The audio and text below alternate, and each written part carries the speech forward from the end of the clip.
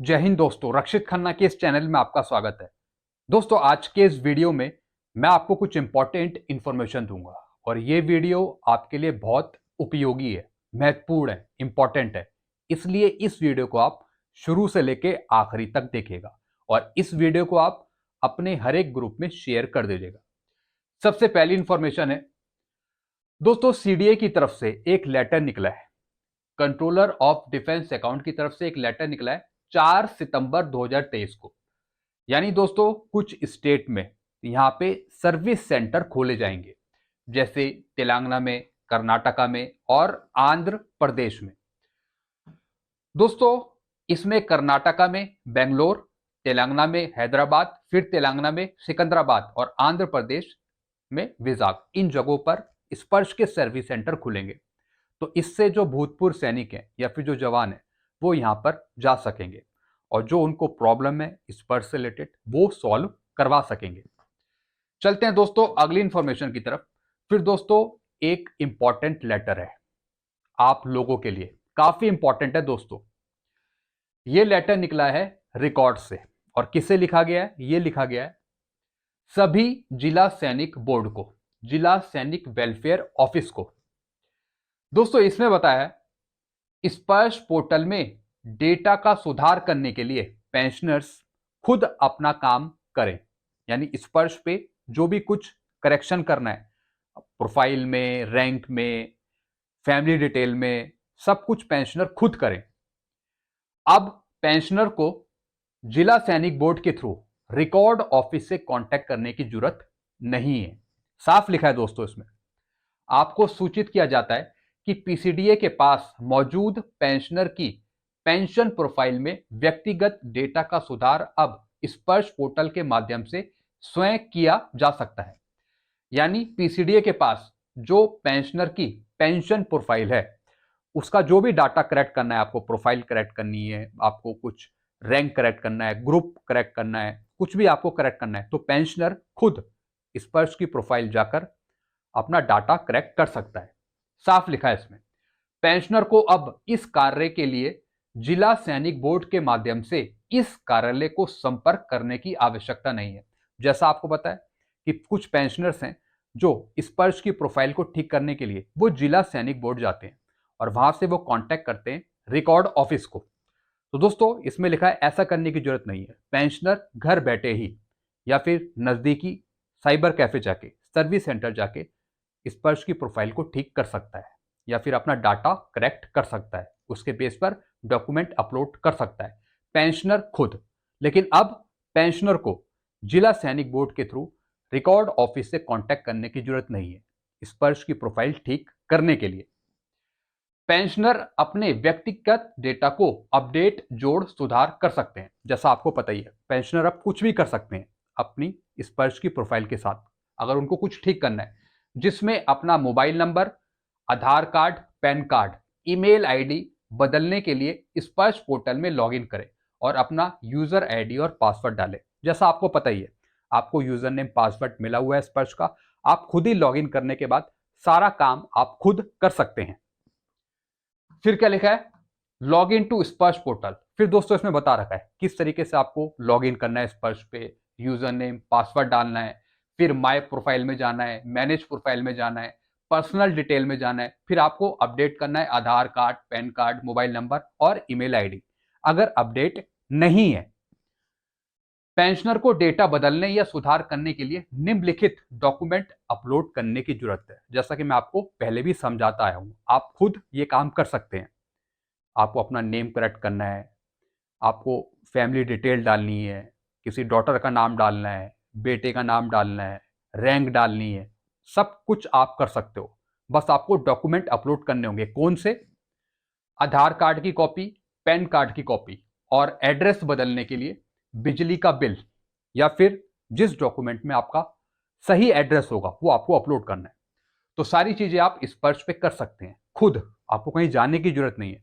तो यहां पर भी रिकॉर्ड का ये लेटर यही बता रहा है कि आपको जिला सैनिक बोर्ड से कांटेक्ट करने की जरूरत नहीं है, ना ही हमारे पास आने की जरूरत है। आप खुद ये काम कर सकते हैं। और दोस्तों, इसमें बताया कि ये जो जानकारी है ज्यादातर हर एक को पहुंचाएं अपने ग्रुप में। इस वीडियो को आप हर एक जगह शेयर करें।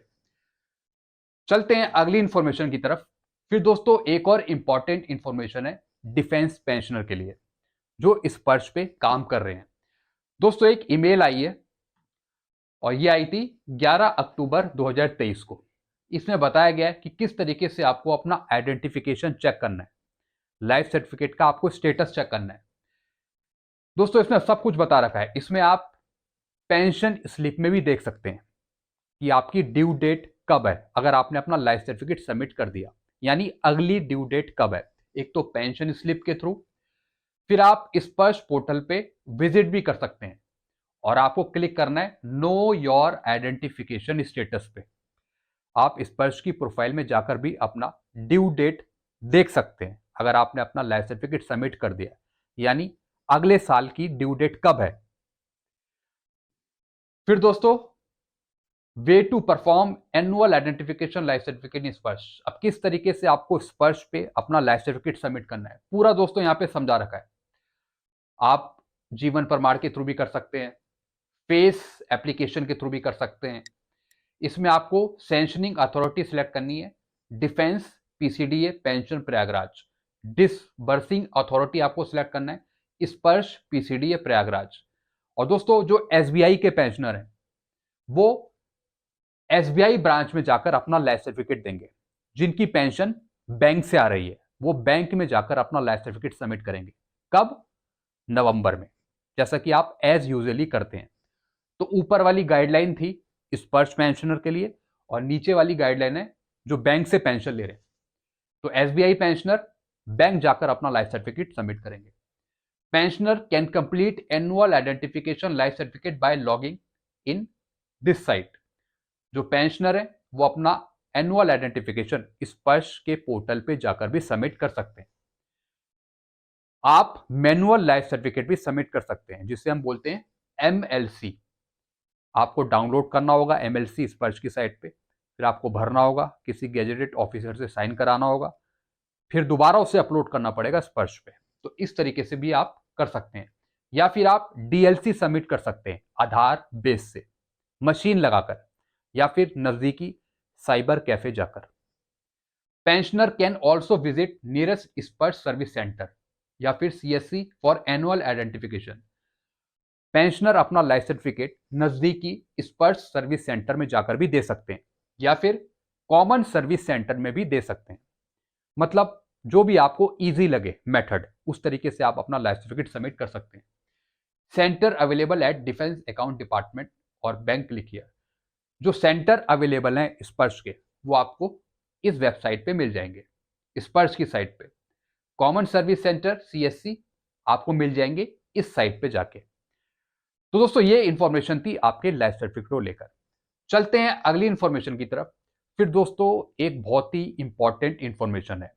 जैसा आपको पता है वित्त मंत्रालय की तरफ से एक लेटर जारी करा गया था बोनस को लेके डिपार्टमेंट ऑफ एक्सपेंडिचर के द्वारा।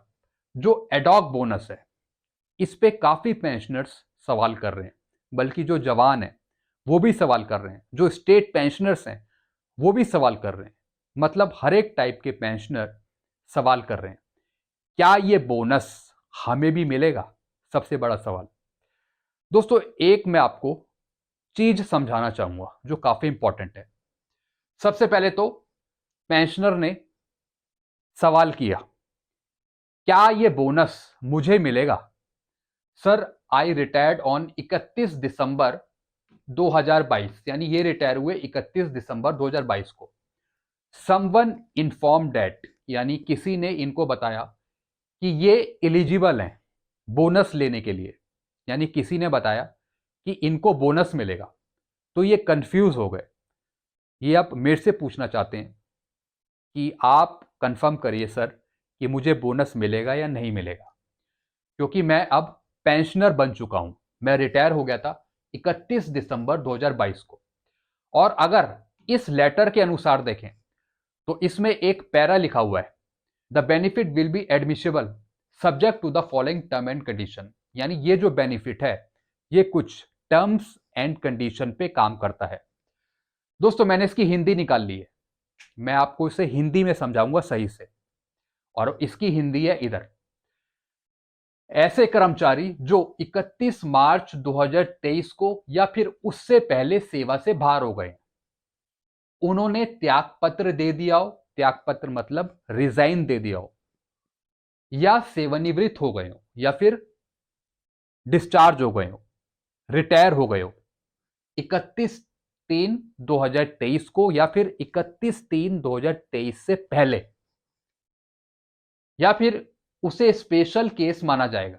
इसके तहत वे कर्मी जो अमान्य तरीके से मेडिकल आधार पर 31 मार्च से पहले रिटायर हो गए हैं या फिर दिवंगत हो गए हैं, लेकिन उन्होंने वित्तीय वर्ष में 6 महीने तक लगातार ड्यूटी करी है, तो उनको ये एडॉक बोनस मिलेगा। और दोस्तों, इस लेटर का सब्जेक्ट है कि ये जो बोनस है ये किस वित्तीय वर्ष के लिए है, किस फाइनेंशियल ईयर के लिए, ये है 2022-23 के लिए। तो दोस्तों, ये जो ईयर है ये स्टार्ट होगा 1 अप्रैल 2022 से 31 मार्च 2023 तक, यानी 31 मार्च 2023 और 1 अप्रैल 2022 के बीच में जो भी रिटायर होंगे पेंशनर्स, या फिर जो रिटायर हुए होंगे, जो भी आए होंगे पेंशन, उनको ये एडॉक बोनस मिलेगा। यानी कंटिन्यू उन्होंने 6 महीने से ज्यादा सर्विस करी है अपनी इस फाइनेंशियल ईयर में। और दोस्तों, ये पेंशनर कब आए पेंशन? 31/12/2022 को, यानी ये इस पीरियड में आए हैं 1 अप्रैल 2022 से 31 मार्च 2023 के बीच में, यानी दिसंबर 2022 को ये रिटायर हो गए। तो दोस्तों, इनको एडॉक बोनस मिलेगा, इनको जरूर मिलेगा एडॉक बोनस। तो दोस्तों, इनका डाउट क्लियर हो गया होगा। और दोस्तों, किसी ने इनको बताया कि इनको बोनस मिलेगा, वो बिल्कुल सही बताया है।